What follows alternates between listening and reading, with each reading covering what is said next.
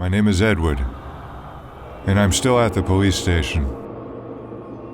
My hands trembling as I sat in the interrogation room alone. There was a door with a small window, and I could see the detective as she entered the room. The weight of the unspeakable horror I had witnessed pressed heavily upon my mind, casting shadows in the depths of my eyes. The room seemed to mirror the darkness that had swallowed my friends, the cracked walls revealing a glimpse of that evil that had forever changed our lives. Tim, Corey, Skylar, all gone now. I can still see their faces, the fear we all shared. At least here, in this room, I was safe. Detective Sarah Thompson slid a warm cup of coffee across the table. Now, Edward, tell me again, from the beginning, what happened out there? With a shaky breath, I mustered the strength to recount the horror, what had unfolded during our camping expedition.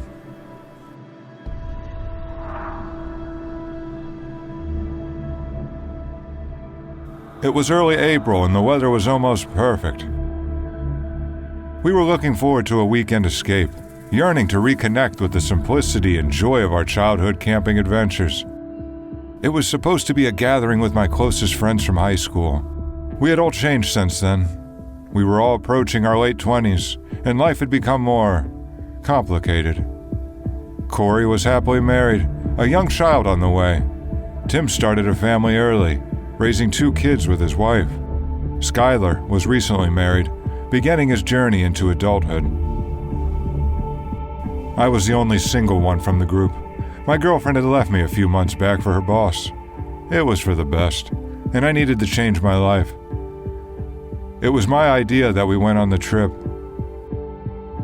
If I only knew what I know now. A 3-night camping adventure into the unknown forest of rural Oregon, away from anyone and anything we knew. A true getaway from society and our lives. We embarked on a journey into the heart of the untamed wilderness.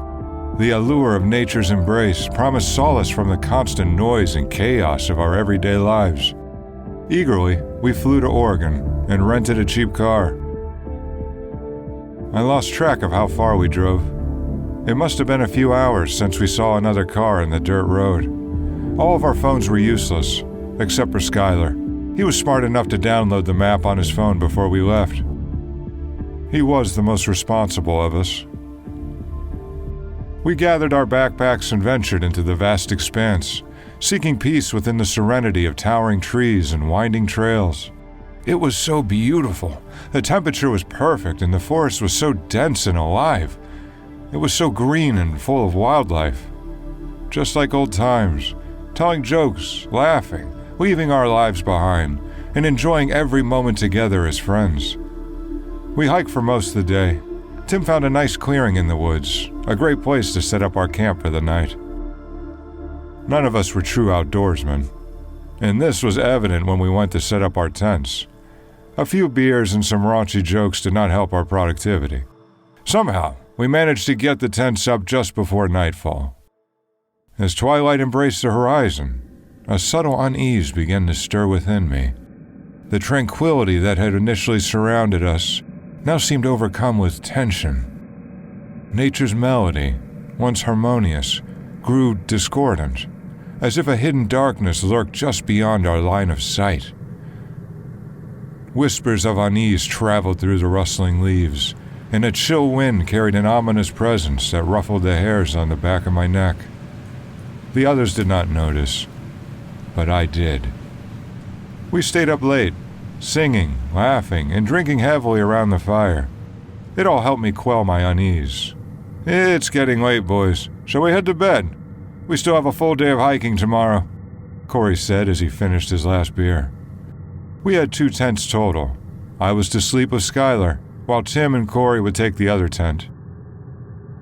We retreated to our sleeping bags, seeking solace and safety beneath the thin fabric walls, unaware of the nightmare that lurked just beyond. Lying on my back, I stared up at the tent ceiling, my mind racing. Sleep evaded me, and I found myself trapped in a state of wariness. Skylar was passed out cold, breathing heavily from his mouth. I could hear Tim snoring in the other tent. Everyone was asleep, except for me. The darkness seemed to amplify every sound, every crackle of twigs and every breath of wind, transforming them into sinister whispers that danced in the corners of my mind. And then, it came. A rasping, labored breathing, barely audible, but distant enough to send icy tendrils of fear snaking down my spine. The sound slithered through the night air, hauntingly familiar, yet foreign and unnatural. It was as if some unseen presence hovered just outside my tent, relishing in my escalating terror. My heart pounded like a war drum and my breath caught in my throat as I strained to discern the source of that chilling sound. In the suffocating darkness, my sense sharpened. The rhythmic rasping seemed to grow closer. Closer still, as if it possessed an ethereal intelligence, purposefully taunting me, testing the limits of my sanity. A nauseating mixture of dread and curiosity consumed me, compelling me to confront the source of this unearthly breathing. Slowly, cautiously, I unzipped the tent, each metallic slide of the zipper echoing like a siren call to the unseen horrors that lurk beyond. Peering into the blackness, my eyes strained against the void, anxious to find out what was waiting outside our tents. But there was nothing. The world outside my tent remained cloaked in impenetrable darkness, hiding the origins of the haunting breath that continued to rasp through the night. The noise persisted, its cadence irregular, sometimes fading into whispers, only to surge back with a maddening intensity. I zipped the tent back up, shutting out the outside sound, and clutched the flashlight tightly in my trembling hand. Every fiber of my being screamed for me to flee, but I couldn't abandon them, not in the face of this unknown terror that whispered in the night. And so, I sat in the darkness, my senses heightened, waiting for the first ray of dawn to break through the grip of the night. Time crawled, each minute an eternity, as the rasping breath continued to fill the air with its ominous melody. Only when the first rays of sunlight caressed the horizon did the haunting sound finally dissipate. Skylar awoke to see me sitting upright with large, deep bags beneath my eyes. "What are you doing?" he asked as he yawned. "I heard something last night," I said with panic in my voice. "Okay, what was it?" he asked. I had no good answer, not one that would make me seem like less of a coward. "I don't know. I think I heard something breathing outside our tent," I said in a low voice. "Did you get any sleep at all?" Skylar asked. "No, not even a minute," I replied. "Man, we really got to get you out of the city more often. It's the woods, man. It's probably a raccoon or something," Skylar said with assurance. In the daylight, sitting in our tent with the sun rays peeking in, his answer comforted me. Maybe he was right. I was paranoid of the woods itself. Nighttime here seemed to have a different energy to it all. It must have been in my head. "I won't say anything. I'll make sure to keep you safe," he said with a sarcastic smirk.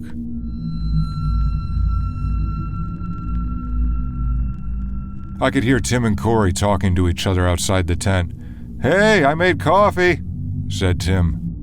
Skylar stuck to his word and didn't tell the others. We had a quick breakfast and packed up our camp. All of our phones were dead at this point. We played too much music in the car and at the campsite. Except for Skylar. He had the map and used the rest of his charger to make sure his phone was good for directions. We journeyed further into the woods and found ourselves in awe of the natural beauty from the viewpoints of the trails. "You're quiet today," said Corey. "I'm fine, just enjoying the scenery." I lied. I was exhausted, but I was calm. The paranoia and fear that consumed me the night before was gone now. I just wanted to get to our next camping spot and go to bed. After a full day of hiking, we set up camp in a clearing surrounded by a dense set of trees. Our second night around the campfire was full of the same fun and energy. I began to fade and told the others that I was going to head to bed early. Another day of hiking was awaiting us in the morning, and the rest of the group followed suit as we retreated to our tents. "Here, take this," said Skylar. "It's a sleeping pill. Helps me when I travel." I took the pill and swallowed it. I lay in my tent, my eyes heavy with exhaustion. The silence weighed upon me, pressing against my eyelids. Eventually, I surrendered to its power and was lulled to sleep by the calmness of the forest. A soft click broke the silence, accompanied by the beam of a flashlight casting erratic shadows on the tent fabric. Startled, I sat up, my heart pounding in my chest. Skylar was standing up inside the tent, trying to move quietly to avoid waking me up. "Sorry, man. I didn't mean to wake you," he said. "Go back to sleep. I'm going to go take a piss. I'm going to walk past the clearing so I don't wake the others." The events of the previous night still fresh in my mind, I hesitated. I watched as Skylar disappeared into the enveloping darkness, his flashlight casting a feeble glow, his silhouette becoming a mere whisper against the night. I decided to stay awake until his return, my mind filled with apprehension. Minutes stretched into hours, my eyelids growing heavy with fatigue.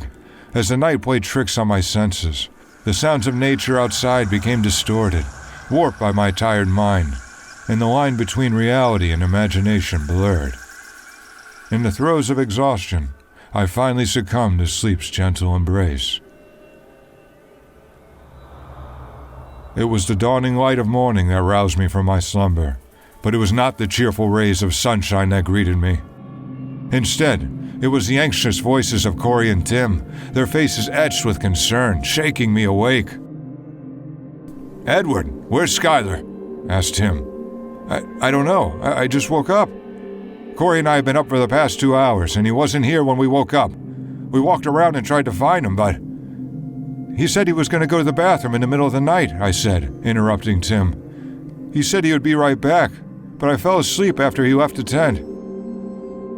My heart plummeted into the depths of dread as their words sank in. Skylar, our companion, was nowhere to be found. Panic surged within me, a cocktail of guilt, fear, and confusion, suffocating my every thought. I told them about the night before, about the noises, about everything. Frantically, we called out his name, our voices swallowed by the vast wilderness that seemed to taunt us with its silence. The campsite became a whirlwind of frenzied activity as we desperately scoured every inch of the surrounding area, hoping for any clue, any trace that could lead us to our lost friend.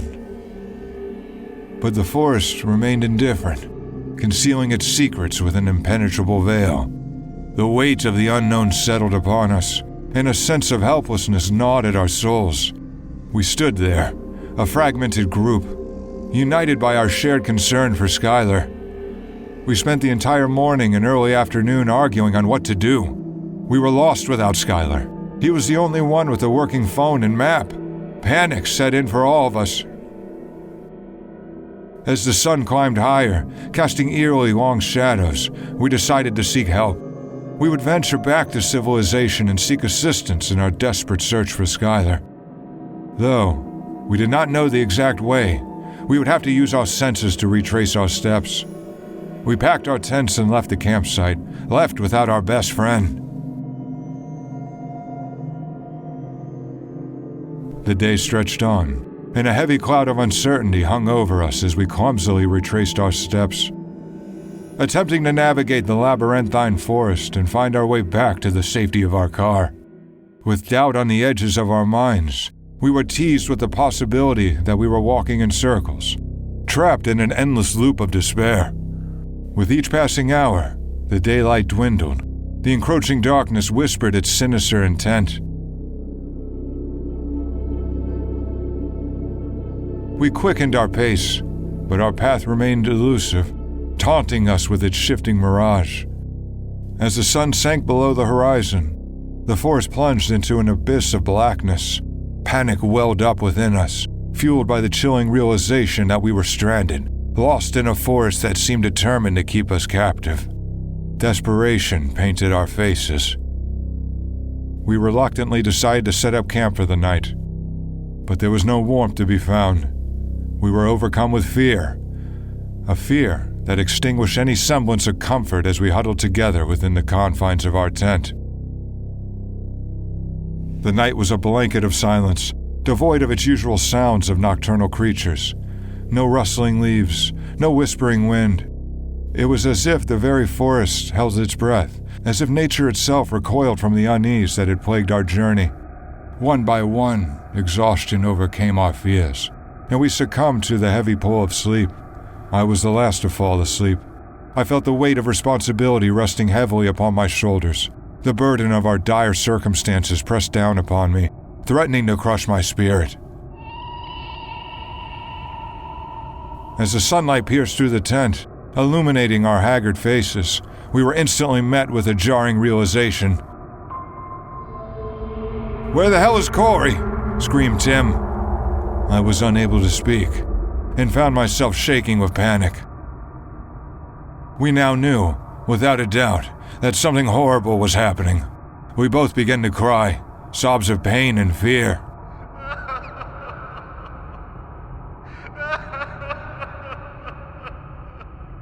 As distraught and terrified as we were also acutely aware that we had to continue our journey and escape this place before one of us disappeared next. We ventured deeper into the wilderness, driven by the desperate need to find the car and break free from this malevolent realm that had claimed our friends. We braved the whispering trees and the oppressive silence, our hearts pounding in our chest, and hope flickering like a fragile flame in the darkest night. We didn't know where we were at this point. We were lost, alone, and being hunted by something truly evil. Uncertainty ate away at us, each step forward shrouded in doubt. In the fading light, a flicker of hope danced on the edge of my vision. A hand, pale and lifeless, protruded from above a fallen tree in the distance. My breath caught in my throat, and I turned to Tim, who trembled with apprehension. He urged me to stay, to abandon the haunting sight and seek safety. But I know I couldn't ignore this call to uncover the truth. With hesitant steps, I ventured towards the outstretched hand, my heart pounding in my chest, threatening to drown out all other sound. As I drew closer, the morbid truth revealed itself. Skylar, his face chiseled with an indescribable horror, lay lifeless, his chest brutally torn open, his vacant eye sockets echoing the void that had consumed him. Tears welled in my eyes as I searched Skylar's ravaged body, my trembling hands finding solace in the discovery of the car keys and phone. Clutching them tightly, I turned to call out to Tim, only to be met with his blood-curdling scream echoing through the forest, a piercing cry that shattered the already fragile veil of sanity. My heart seized in my chest as I sprinted back towards Tim's anguished cries. Hysteria fueled my steps, propelling me forward until I arrived at the scene of unimaginable horror. Before me stood a cloaked figure, its form distant and otherworldly, its flesh devoid of color. It feasted upon Tim's mutilated body, his limbs convulsing in spasms of agony. It turned, and I saw its piercing red eyes locking onto mine, freezing me in place. The creature, its sharpened teeth still stained with Tim's flesh, lunged towards me with an unmatched ferocity. Instinct took over as adrenaline surged through my veins, launching me into a frenzied sprint through the suffocating darkness. The creature pursued, its heavy breaths thundering in my ears, a haunting reminder of the peril that pursued me. I raced through the forest. I do not know how far I ran, but it seemed like hours, my legs burning with exertion, the sounds of footsteps gradually fading into silence. It seemed as if the creature had vanished, swallowed by the night. I collapsed beneath the shelter of a towering tree, tears streaming down my face as I realized the magnitude of my situation. I had lost everyone, their lives savagely stolen by an evil that defied comprehension. The night stretched on, a symphony of sorrow and solitude enveloping me as I wept for my fallen friends and mourned the shattered innocence of our camping adventure. As the first rays of dawn broke through the horizon, I mustered the strength to rise, my gaze fixed on the glimmering hope of escape. I used Skylar's phone and was able to find my way back to the car. As I recounted my harrowing tale to Detective Sarah Thompson, her skeptical expression revealed her doubts. Disappointment weighed heavily upon me, knowing that my plea for help fell upon deaf ears. Sarah's sigh broke the silence, and she began to explain how they would initiate a search party the following day, attributing our misadventures to a wild night of partying gone wrong. Her dismissive tone stung, but I understood the difficulty of believing the horrors I had witnessed. Just as the room fell into an uneasy calm, the lights in the police station suddenly went out. Panic stirred within me, an all too familiar sensation that gripped my heart. For I knew that the evil that haunted our camping trip had found its way here. Sarah told me to wait as she bolted out of the room. I sat alone in the pitch-black interrogation room, my body again shaking with panic and fear. Moments later, I heard the piercing scream of a woman echoing down the hallways outside. The small window on the door of the interrogation room, once a portal to safety, revealed the gleam of the radiating red eyes glowing in the darkness. My blood ran cold as the presence of the inhuman creature manifested before me. Its gaze bore into my soul, and the door opened slowly. I screamed, praying for a quick end that never came.